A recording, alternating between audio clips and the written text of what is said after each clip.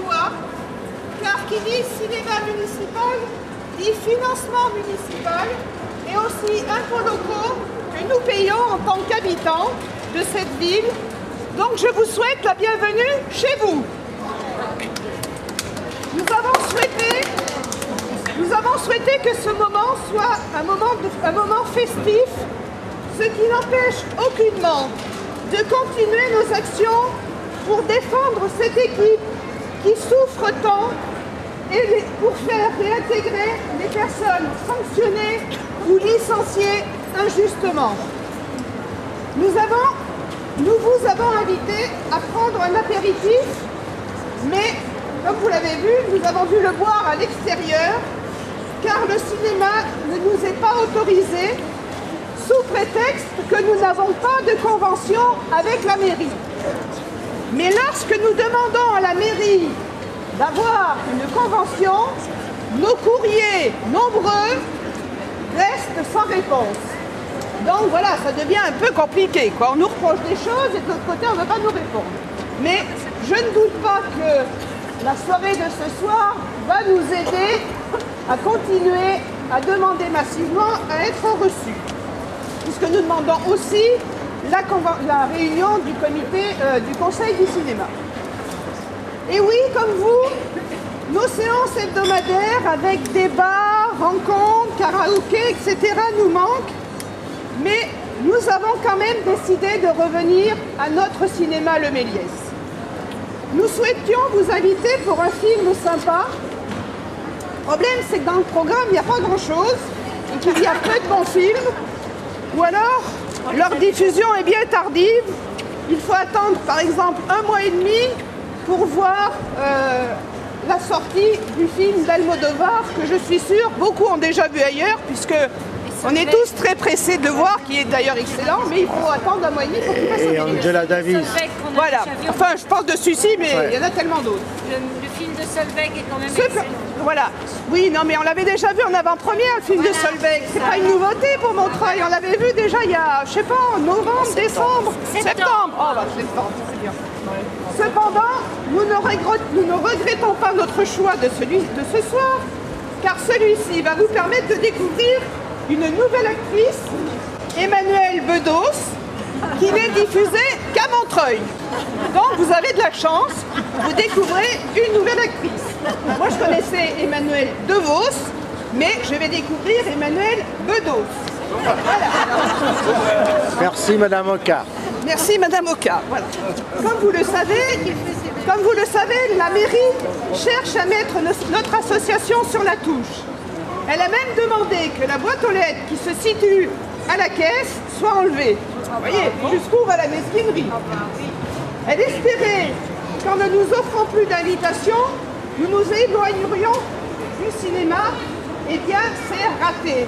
La séance de ce soir est complète uniquement avec les adhérents de Rancard et je trouve ça extraordinaire. Nous avons ce soir une séance privée, rien que pour nous. Merci. Merci les adhérents d'avoir répondu aussi massivement à notre invitation. Ça nous fait chaud au cœur de vous revoir et de toute manière, on a plein d'autres actions qu'on va mener. On est même pas privé de notre animateur. Voilà, donc la réussite de ce soir montre que l'association est bien vivante et qu'il va falloir compter avec elle et surtout avec vous. Et cela montre aussi que vous n'aviez pas adhéré pour avoir des places gratuites, mais que vous aviez adhéré à l'association pour les valeurs que l'association portait. Au passage, je dis comme ça, mais lorsque les films qui garantissaient pas trop de rentrées, lorsqu'on nous réservait des places à Rancard, des fois ça aidait à avoir un peu de monde. Et je pense que mardi dernier, s'il n'y avait pas eu le collectif, il n'y aurait pas eu grand monde à la séance de mardi. Mais bon, ça, je ferme la parenthèse. Séance d'ailleurs qui était animée par une élue pour le débat. On voit l'indépendance du cinéma maintenant. La force de Rancard, c'est bien sûr ses adhérents. Et nous sommes heureux aujourd'hui de vous annoncer que nous comptons un nouvel adhérent, Monsieur Stéphane Goudet. Est venu renforcer nos rangs. Nous le remercions. de fidèles vont franchir ce pas, mais je sais qu'il y en a plusieurs qui l'ont fait ce soir, et vont permettre de nous rejoindre pour d'une part nous permettre, grâce à leur adhésion, de financer nos activités, et nous avons beaucoup d'idées, et d'autre part, pour prouver à cette municipalité qu'à Montreuil, le mot résistance a encore un sens, et qu'il se trouve dans une association qui compte beaucoup d'adhérents à jour de leur cotisation. Je tiens ici à saluer le collectif des spectateurs et des réalisateurs qui sont ici et que nous retrouverons dans l'action très bientôt. Alors tous ensemble, et je ne me rappelle plus comment on le dit en allemand, mais ceux qui étaient à l'éphémère 3 vont me le rappeler. Voilà. Oui, tous ensemble, réinvestissons le cinéma Le Méliès et continuons nos actions pour la réintégration de son équipe.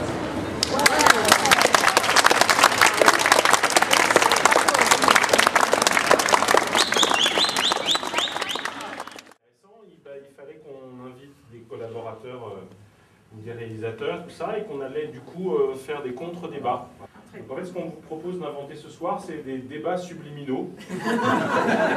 Parce qu'ils n'existent pas, ils n'ont pas laissé de traces dans le programme, tout ça, mais ils vont quand même vraiment avoir lieu. Et du coup, on est vachement content parce que donc on savait que Jérôme Bonnel était à l'étranger, tout ça, ils avaient essayé de l'appeler, machin.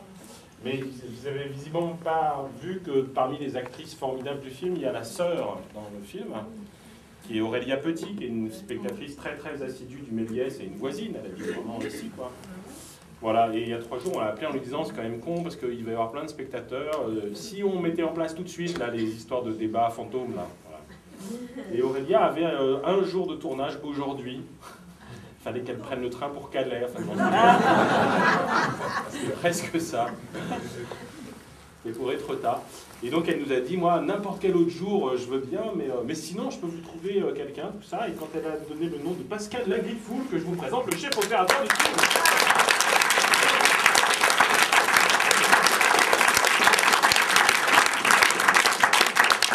Je me suis dit que c'était super aussi parce que non seulement Pascal était un très bon chef-op, mais ensuite il est déjà venu il y a longtemps, déjà maintenant, puisqu'il était venu présenter L'Ange de l'épaule droite de Jamshid Ousmonov.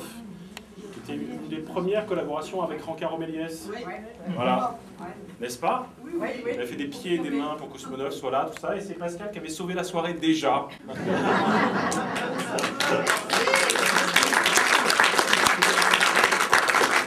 Voilà. Et par ailleurs, c'était vachement bien d'inventer les Méliès subliminaux maintenant, parce que ce qui s'était passé sur le précédent film de Jérôme Bonnel était bouleversant, vraiment. Puisque l'actrice principale du film avait pleuré au bout de 5 minutes de débat, ce qui n'est jamais arrivé en 10 ans. Elle était très très très émue de la projection, du rapport au spectateur, tout ça. Et du coup, pour se remettre du débat, on était allé prendre un verre qui avait duré 4 heures dans un bar parisien. Ça n'arrive pas toujours non plus, tout ça. Enfin, moi j'ai un très beau souvenir de ce débat, de ce qui s'est passé après. C'était Florence. Ouais. Vous verrez plutôt. Voilà. Oui, oui. Ah ben, mais je comprends, moi aussi. Voilà, et donc il s'était passé un vrai truc, quoi, une vraie rencontre à 3. Florence qui joue Queen of Montreuil sur les écrans en ce moment. Et... Bon, Pascal, moi j'ai envie d'abord de te... Enfin, j'aime vraiment beaucoup le film par ailleurs, donc je peux en parler 12 heures, mais je pense qu'on va se faire virer à un moment. On n'a vraiment pas le droit d'être là, en fait.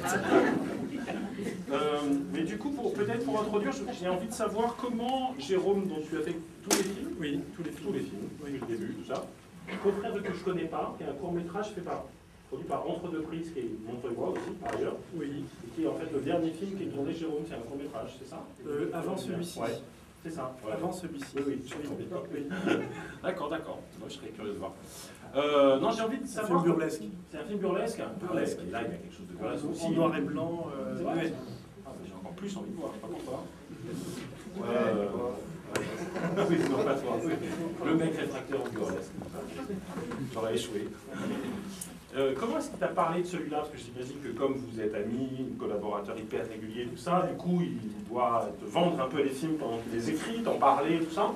Qu'est-ce qu'il t'a donné comme note, j'allais dire, pour te parler de ce film et du coup pour stimuler ton imaginaire de chef opérateur sur ce projet-là? Alors, une des caractéristiques du travail avec Jérôme, avec un metteur en scène avec qui on travaille souvent, c'est qu'il n'y a pas besoin d'utiliser beaucoup de mots, parce que c'est compliqué de parler des choses. Il y a des...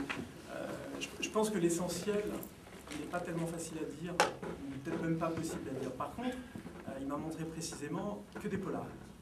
Bon. C'est-à-dire qu'il avait une envie de polar. Il m'a donné son scénario pour ce film. Oui. Sur le précédent, c'est un polar quand même. Enfin, et ben sur celui-là aussi. D'accord. Il y a une trace de ça. Alors après, le côté burlesque, je sais ce que c'est. Son amour des acteurs, je le partage. Donc ça, on sait. C'est des choses qu'on aime faire et qu'on sait faire. Filmer les acteurs de très près. Il ne me le dit pas parce que c'est toujours un moment très compliqué à faire et très effrayant pour un chef opérateur. D'aller mettre la caméra à ça d'un visage, c'est quelque chose de... Je ne peux pas l'imaginer pour l'acteur. Ah ben c'est ça, c'est vraiment la caméra était là. La deuxième scène, la dernière scène de lit entre Gabriel et Manel, la caméra est là. Vas-y, joue. C'est un métier. Ça veut dire, et joue, mais surtout si tu déplaces ton sourcil ou ton cil d'un millimètre de trop, d'un seul coup ça prend une proportion dans l'écran, donc c'est tout. On ne peut pas s'imaginer ce que c'est, mais il y a un rapport qui est... Donc les gros plans, il ne m'en parle pas, parce que c'est toujours un cauchemar, c'est très compliqué à faire. Et par contre, il me dit certaines choses, là il m'avait parlé de polar. D'accord. Et pourquoi? Quelles sont les traces que tu envoies dans le film de cette consigne-là? Cette espèce de lutte contre le temps, ça c'est quelque chose.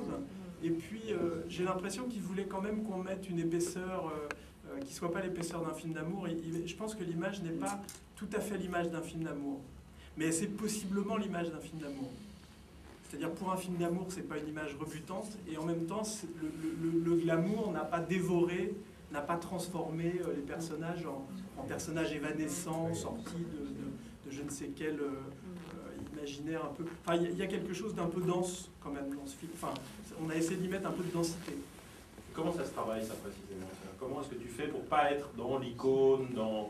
On voit bien qu'en plus, chez Emmanuel DeVos, il y a cette possibilité de filmer une star aussi. Enfin, comment est-ce que tu fais pour que le visage soit à la fois mis en valeur et en même temps de ne pas être dans le cliché du film romantique à l'hollywoodienne? Eh ben, je m'arrache les cheveux. Ouais, il en reste quelques-uns. Non, ce que je veux dire, c'est que je sors ma science. C'est-à-dire que ça, c'est vraiment le terrain sur lequel j'investis avec une idée. Si je dois vous dire en détail, ça ne va pas vous intéresser, mais c'est vrai que c'est pile poil cet endroit-là qui est précisément l'endroit du film. Mais moi, ça m'intéresse vachement. Je vais poser plein de questions de détails. Oui, non, mais après, les détails ne sont pas toujours intéressants, mais c'est utiliser des filtres, mais pas trop. C'est utiliser une lumière douce, mais en même temps chercher des contrastes.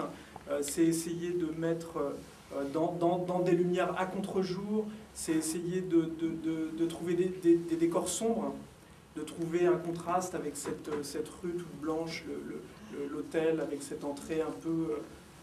qu'il avale à un moment donné, cette obscurité qu'il avale avant qu'elle aille dans ce couloir. Sa première entrée dans la chambre, par exemple, c'est vachement beau, ça. Tout à coup, on ne sait pas si elle est entrée ou pas. Et donc, elle sort véritablement de l'ombre pour entrer dans la... C'est vraiment magnifique. Hein.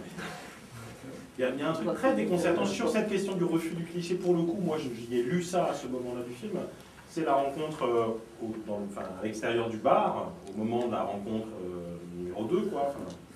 Où là, quand il se parle pour la première fois, lui en train de fumer et tout ça, il y a vraiment, il y a une présence de la rue qui est encore là en arrière-plan. Voilà, l'image est sciemment pas vraiment belle compte tenu de l'enjeu narratif, j'allais dire. C'est une espèce de, je sais pas comment toi tu l'as conçu et fait concrètement, mais il y a une espèce de façon d'ancrer quand même dans le territoire et de pas abstraire les personnages. Voilà, moi ça m'intéresserait vraiment. Ouais. Non, mais on est dans des personnages. Jérôme, je pense qu'il raconte il veut des vrais personnages. C'est pas un cinéaste ce sont des vrais personnages. Il faut que cette fille, on l'imagine tout à fait comme étant peut-être notre voisine. On va vous demander de quitter les lieux. Parce que la séance est terminée. C'est pas fini, on n'a pas fini. On n'a pas terminé. Vous pouviez sortir. Vraiment passionnant. Non. Et là, par la volonté du peuple, on en sortira. On n'a pas quelque chose d'intelligent depuis que le média Il y en a la vie, on en avance. Et ben,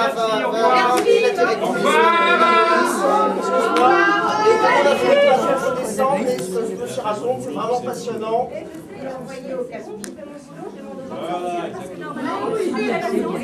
Bon, à bientôt, madame. Pour une fois qu'il se passe quelque chose de passionnant depuis que le Méliès a rouvert. On est dans la mer. Je suis sûr que vous exagérez un peu. Non. Vous avez raison de rester, de trouver ça passionnant. Moi, je suis flatté en même temps. Vous êtes notre invité, alors il n'y a pas de problème. Alors là, c'est pris nous. On la police. Tu vas encore sortir par les jambes. Oui, c'est ça. Moi, je ne sors d'ici que les jambes devant portées par les flics. Donc... Voilà, c'est ça, on connaît ça. Plein de cas. Pour rassembler les affaires. Dommage, on Il y en a qui ne veulent pas. Allez, continue. Alors,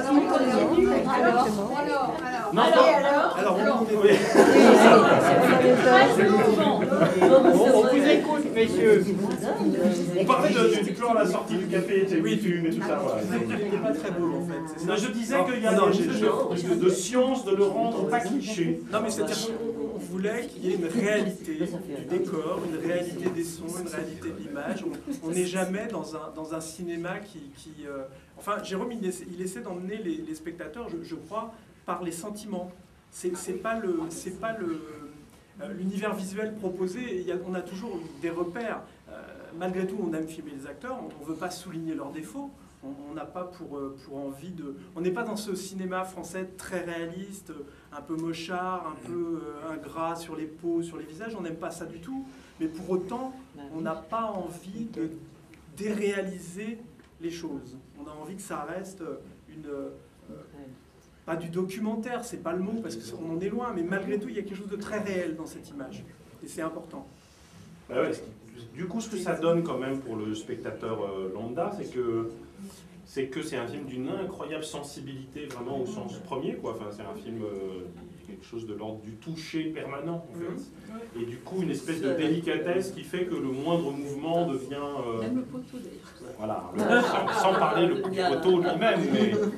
C'est-à-dire qu'il y a une espèce de sensibilité à ce que vivent les personnages, à la façon de jouer des acteurs, qui fait qu'on est en haleine vraiment, enfin, comme on arrive assez peu finalement à l'être dans le cinéma français parfois. Enfin, voilà, moi j'ai le sentiment que, mais c'est une question d'écriture scénaristique aussi, parce que je trouve qu'il y a des trucs de scénario absolument dingues sur un truc qui est très convenu a priori. Enfin, c'est-à-dire que de pouvoir faire un film qui s'appelle Le Temps de l'aventure, qui est a priori très très banal dans son déroulé, voilà, c'est brève rencontre, quoi. Enfin, voilà, ils ne se connaissent pas, tout à coup il y a une espèce d'attraction, d'attirance, tout ça, la rencontre se produit, ça se passe bien et on va voir. Voilà. Et la vie reprend, mais en mieux. Voilà. Si on, je sais pas, on se dit, s'il n'y a pas tout à coup un truc singulier dans le regard du réalisateur, ce film est irregardable, on a l'impression d'avoir vu 2000 fois, et ça ne sert à rien, on se dit qu'on perd son temps. Tout ça. Et en fait, là, il y a une espèce de jeu qui tient beaucoup aussi au travail sur le temps, parce qu'il y a vraiment un jeu de mots dans le temps de l'aventure. Voilà. C'est vraiment la temporalité de l'aventure aussi. Et donc c'est à prendre au sens vraiment riche et fort du mot temps, quoi. Et qui passe du coup par des prises de risque que moi je trouve absolument incroyables, c'est-à-dire tout à coup de créer des espèces de bulles, de séquences entières qui vont fonctionner sur une temporalité autre. Oui. Par exemple, là, précisément la scène avec Aurélia et Laurent, où tout à coup on est dans un jardin, dans un espace où on ne s'est pas détaché du reste, voilà. Et il y a un gros conflit familial qui s'exprime petit à petit, comme dans une bulle, vraiment. On ne sait pas exactement quel est le rapport temporel avec ce qui suit et précède. C'est vraiment un jardin ailleurs, quoi. Vous voulez un peu plus de lumière, quand même? Ouais. Le service restait bien longtemps. Oui, c'est vrai. Et accessoirement, la nuit, ce serait pas mal. Mais les autres salles, elles tournent ou ça va? Non, ça ne tourne plus, vous êtes tout seul. Ah, moi, je mets un peu plus de lumière. merci. Ah, merci. Vous pouvez amener les micros. Ah bon? D'accord, c'est gentil. On nous laisse débattre.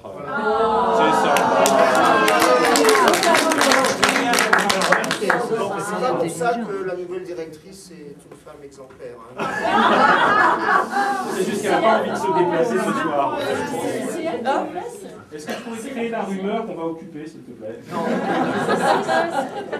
a pris les duvets.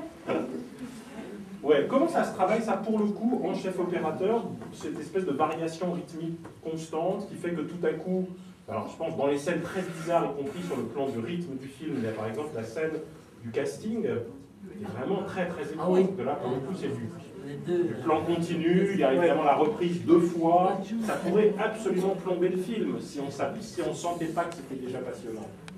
Déjà, enfin, après, quand on parle de ça, il faut parler des acteurs. Parce que là, dans les plans séquences, on a des actrices extraordinaires. Emmanuelle Devos, c'est une symphonie là qu'elle nous fait. Quand on dit les plans séquences peuvent plomber, là je pense qu'au contraire, il y a à un moment donné une énergie, un souffle extraordinaire qu'elle donne. Enfin moi je trouve dans la scène du casting, elle est... Mais là encore, la scène du casting, c'est aussi ce rapport à la réalité. C'est-à-dire que je pense que Jérôme, il connaît cette situation, Emmanuel connaît évidemment cette situation, et ces scènes de casting sont comme ça. Il n'y a rien d'exagéré, il n'y a rien d'enlevé. On a parfaitement un équilibre total entre la tristesse, le côté pathétique de ces scènes, de ces situations humaines, et en même temps, bon, après tout, on a tous des inconvénients dans nos travaux, dans nos métiers respectifs, et ça fait partie de son boulot, quoi. S'il vous plaît, monsieur, ça serait possible de parler un peu plus fort? Oui, alors c'est difficile. Je vais essayer. Oui, ça. Vous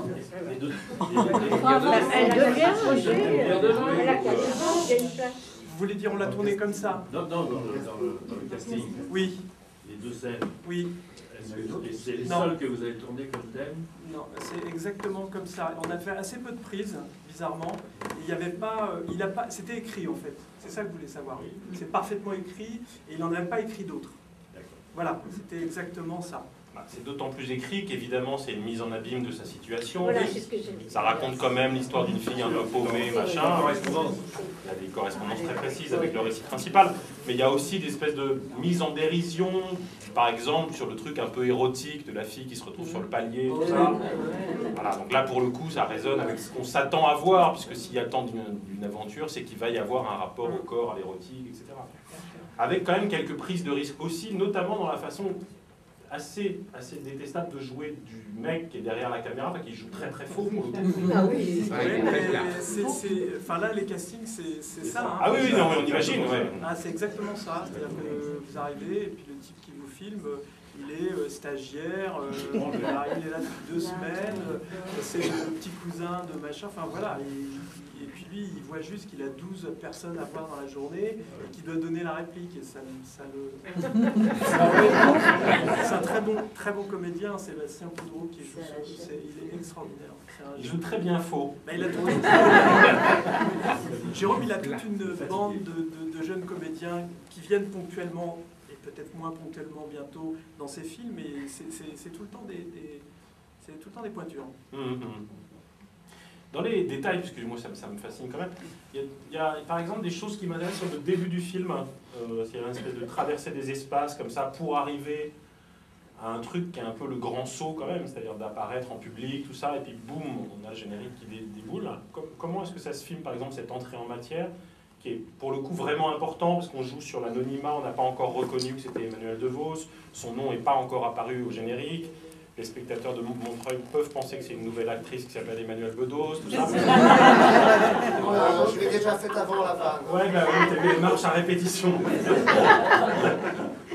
Donc c'était quoi par exemple ce choix de lumière-là, d'accompagner le corps d'une actrice de dos dans cette traversée des espaces, comme s'il y avait une espèce quand même de tunnel pour arriver à ce point, quand même un peu de lumière, je crois, qui est la confrontation avec le public. Mais c'est là encore, je crois, pour l'avoir fait déjà, parce que je connais presque mieux le théâtre que le cinéma, ou je préfère presque parfois...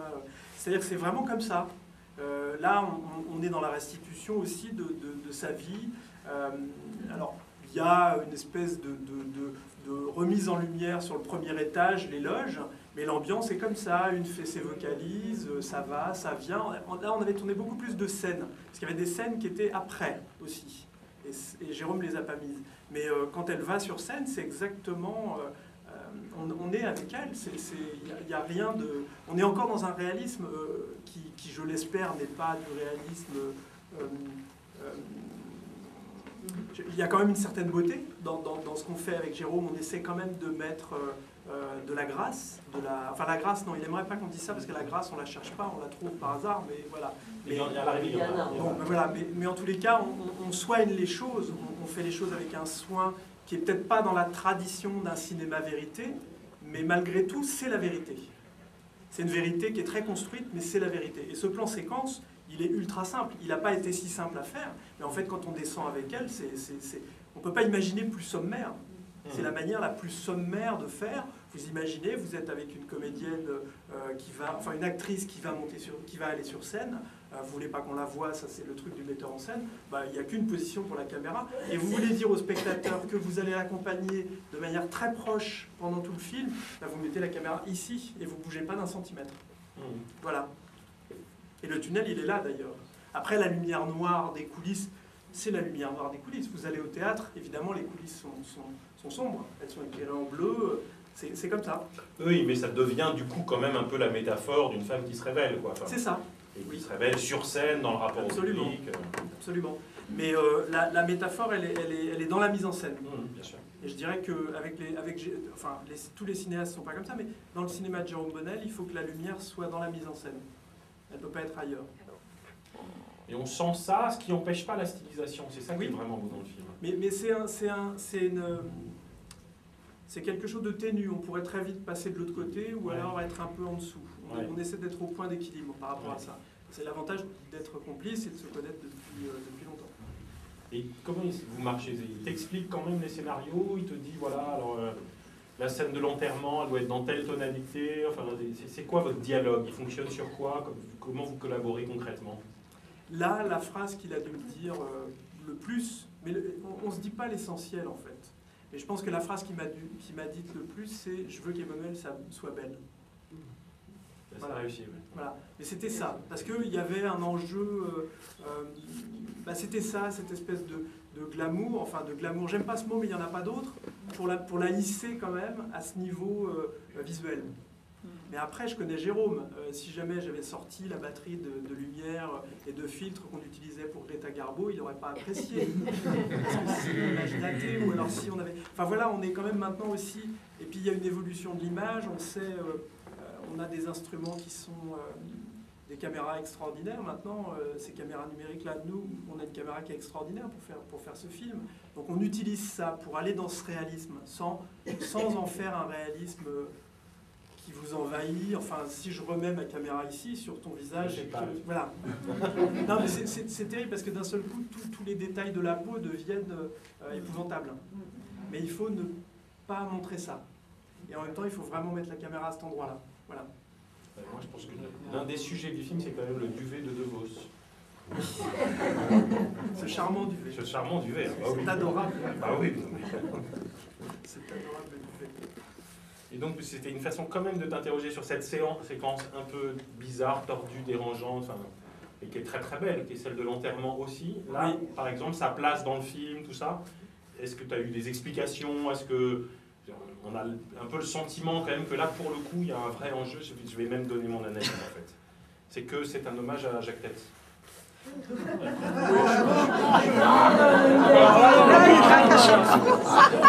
Il nous l'a fait à tous les coups. Citez-moi dans l'histoire du cinéma une autre scène dans laquelle il y a un intrus qui se retrouve dans un truc d'enterrement et à qui on vient faire la bise à la fin. Les vacances de Monsieur Hulot. Il n'y en a aucun autre. C'est pas le cinéma de référence de Jérôme. Non, je sais, Mario, j'en ai déjà dit. Néanmoins, il y a quand même un truc de Tati, probablement très inconscient. Il y a un truc de Pierre Etex aussi, mais qui est la discussion au café. La discussion au café sur l'économie avec le professeur qui dit par ailleurs... Ce qui est formidable, c'est qu'il pourrait être ridicule et tout ça, et ce qu'il dit n'est pas faux. Non, il l'a fait valider par des experts. Ah ouais, c'est oui, c'est ça, voilà. Non, mais c'est très... Moi, ça ne veut pas dire que j'y crois, mais en tout cas, il l'a fait valider. Non, mais en plus, on sent que c'est un peu tout ce qu'il faut penser sur l'économie en ce moment. C'est ça. Mais c'est pas faux. Les experts. Les experts, ouais. Et ça fait penser au grand amour de Pierre Etex, où il y a une scène de séduction entre une jeune femme et son patron, Et plus le patron se met à parler sérieusement de l'économie de la boîte, plus il vieillit à l'œil nu, quoi. Enfin, il se retrouve à dîner avec un vieillard. Et puis le truc burlesque aussi, c'est quand même le poteau, là, très burlesque, explicite, quoi. Oui, là on a quand même compris que Rodolphe, il avait aucune chance quand même. Hein. Oui, là c'est raté. Aucun doute. Hein. Mais du coup, non, ce qui est très très beau, enfin, c'est vraiment littéralement le mélange des genres. C'est-à-dire que de pouvoir être très efficace dans quelque chose d'assez comique ou burlesque, sur des registres d'ailleurs assez différents. Parce qu'il y a précisément ce personnage-là de Rodolphe, qui est quand même vraiment dérisoire, drôle, décalé. Mais il y a toute la scène avec Aurélia et Laurent, qui est quand même très très folle et assez dingue. Et à côté de ça, il faut être dans le sérieux du sentiment et du désir de l'autre. Et ça, c'est quand même un équilibre hautement improbable à tenir pendant un film entier. Mais ça, il faut féliciter le mélange. Je le ferai volontiers, il est à New York, ce coup. Oui. Mais le poteau, c'est directement de mon oncle. Hein. Ah oui, tout à fait. Merci. Ce film est un hommage complet à Jacques Tati. C'est du pillage plus que de l'hommage. Sans vergogne. Vas-y. Il y a une scène que j'ai trouvée absolument extraordinaire et je me suis demandé si c'était moi qui me faisais mon petit délire ou si ça a été voulu. C'est quand elle sort du métro, enfin, on la voit, je crois qu'elle est sortie du métro ou elle ne l'a pas pris plutôt.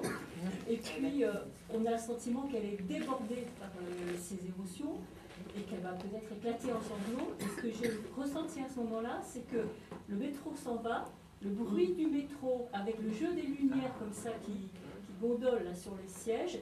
D'un seul coup, j'ai cru que j'étais au bord de la mer et qu'il y avait des trompes d'eau qui allaient tomber. Alors, je ne sais pas si on parle de la même, parce que moi, c'est peut-être mon plan préféré d'Emmanuel, quand elle a du vent. Non, c'est pas quand elle a du vent, c'est quand le métro s'en va. Donc, il y a un bruit. Mais il est bien aussi. Le métro s'en va, donc il y a un bruit, et je me suis demandé si c'était fait exprès. Il est de telle manière que j'ai le sentiment que c'était le bruit de la mer, elle est débordée par ses émotions. Et quand le métro s'en va, ça fait des reflets sur les sièges en plastique. Alors les reflets, moi je veux bien en parler, mais alors le bruit, excusez-moi... Mais le film est aussi précis dans sa bande-son que je me suis demandé si c'était vous, dans l'ensemble de la scène pour évoquer de l'eau, des trompes d'eau, justement, ou pas. Ou si c'est moi qui les sens. Non, mais alors ça, bienvenue, hein, si vous l'avez senti. Vous voyez, c'est comme la poésie, ça part après, c'est chacun son... Merci, c'est formidable, on se lève tôt.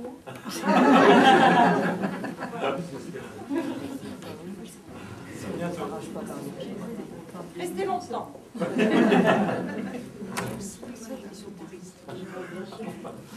Donc chacun n'oubliera pas de donner son excuse pour partir. C'est nouveau.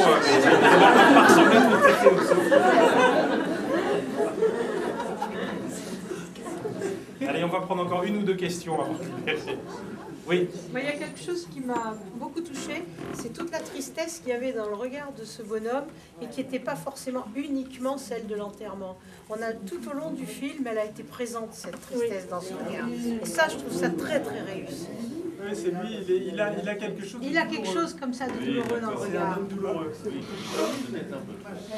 Alors après, voilà, les femmes, il y a les hommes.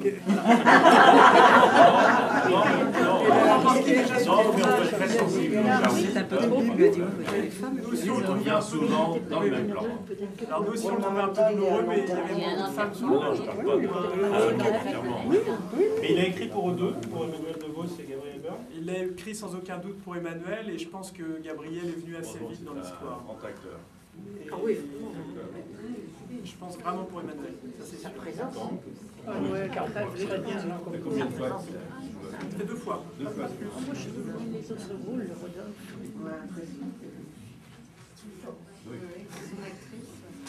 Oui. Petite dernière? Pour la route. Ouais. Je trouve ça fantastique parce que c'est un monsieur qui fait le film et c'est vraiment une décision d'une femme. C'est très beau, je trouve. Elle décide d'aller à la rencontre. C'est son... Elle le décide, elle. Elle dit, elle ne le suit pas. Ah oui, elle décide. C'est beau, c'est un film. Et il ne la renvoie pas. Mais ça, c'est un truc qui nous rapproche, les hommes et les femmes, je pense. Oui. De faire ça. D'y aller. Non? Oui, oui. J'ai jamais pensé que les femmes n'y allaient pas et que, enfin voilà, là-dessus, je pense qu'on s'y retrouve tous. C'est un débat de 2 heures. Et chacun raconte ses expériences. On a eu de la chance qu'ils se défendent pas. Oui, c'est ça. Oui. Oui, mais bon, dans le côté policier, il y a aussi ce côté je file. Hein, bon, de la filature. Une filature, oui. En fait. Bon.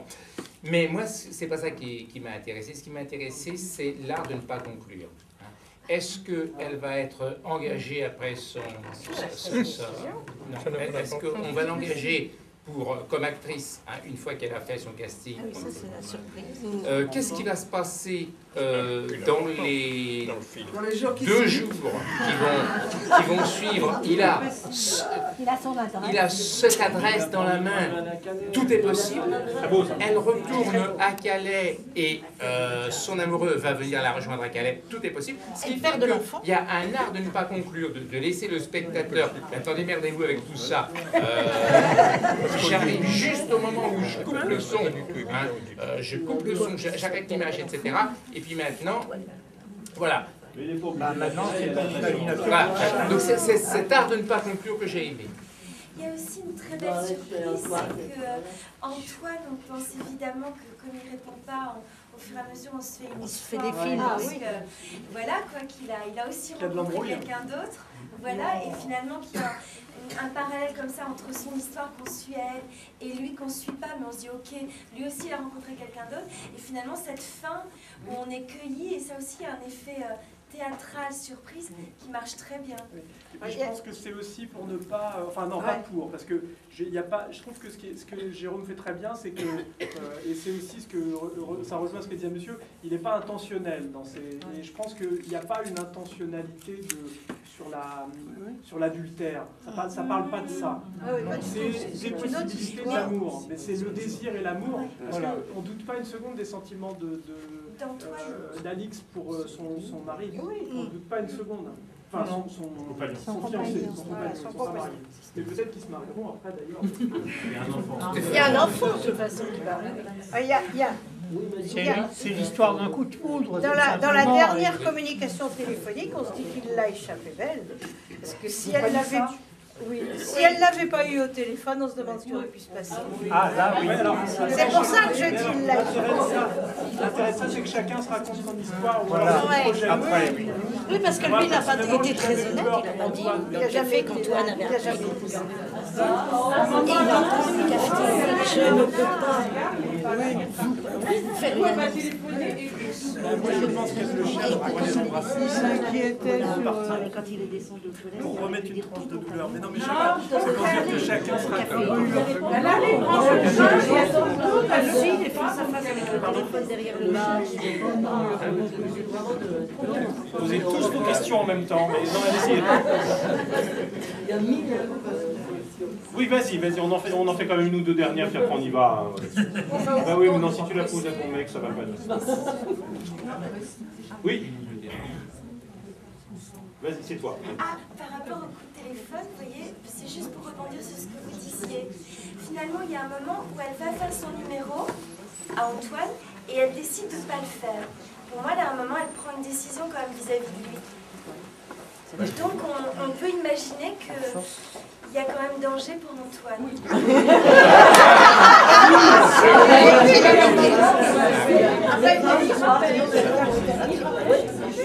Ça ressemble à un débat qui va finir au café, je ne sais pas si on aura...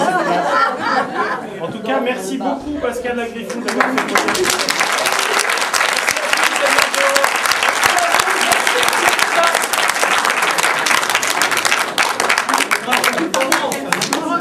Je pense que le directeur général des services doit être réveillé, il doit être en route, on peut donc quitter les lieux.